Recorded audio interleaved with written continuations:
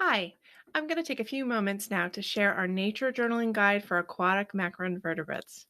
Essentially, there are two things we'd like you to capture in your nature journal when you're on your Creek Critters field trip. First, we'd like you to choose a macro, observe it, sketch it, and write about it. Then you'll create a tally table for all of the macroinvertebrates that you found. After you're finished collecting and sorting your macroinvertebrates during the field trip, choose your favorite one and observe it with your magnifying lens.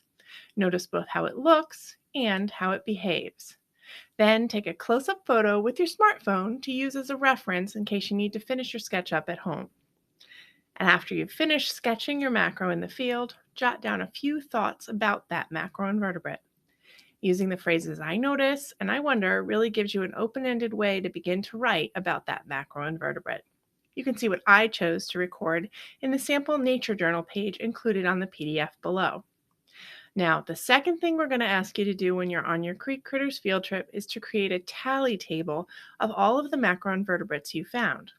This tally table will help you complete the stream health calculation activity we talk about in a different video. Jot down the name of each macro and then mark tally marks to record the number of them collected.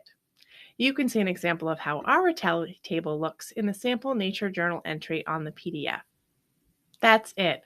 All you'll need to know to have a meaningful nature journaling experience during your Creek Critters field trip.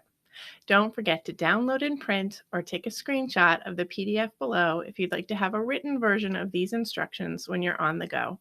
Happy journaling!